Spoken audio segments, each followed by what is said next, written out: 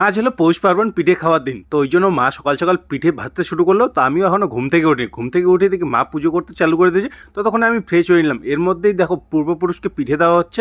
তো ওখান থেকে আমি পিঠে তুলে নিয়ে আমিও এখন পিঠে এনজয় করতে শুরু করে দিলাম। এর মধ্যেই দেখি মিষ্টি মহারানিও চলে এসেছে পিঠে খাওয়ার জন্য। তো এদের তেলের জিনিস তো বেশি একটা দেওয়া যাবে না, তো আজকে হালকা একটু দিয়ে দিলাম। এরপর চলে গেলাম ফার্মে। ফার্মে গিয়ে সবার আগে তো প্রেগনেন্ট পিকটাকে চেক করতে শুরু করলাম। আজকে দেখি এর দুধ খাওয়া যে থলিগুলো আছে অনেকটাই নিচে নেমে গেছে। খুব বেশি হলে 4 থেকে 5 দিনের মধ্যে বাচ্চা হতে চলেছে। এখন কয়েকদিনের ভালো মতো কেয়ার করতে হবে। তোকে খাবার দিয়ে তারপর বাকি পিকগুলো রুমগুলোকে ক্লিন করে তারপর এদের পেট পুজো করে দিলাম।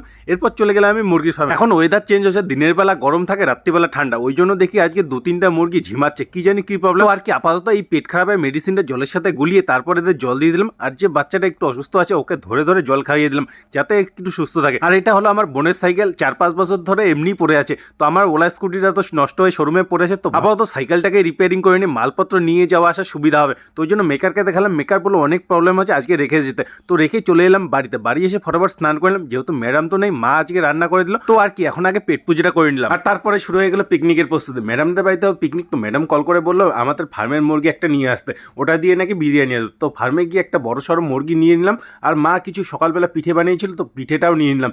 এখন সবার আগে তো মুরগিটাকে নিয়ে গিয়ে বাজারে কাটিয়ে নিতে হবে।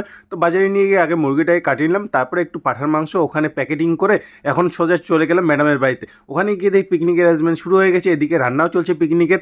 তো আর কি আমিও ওদের সাথে একটু এনজয় করতে শুরু করলাম। আর তারপরে শুরু হয়ে গেল নাচ।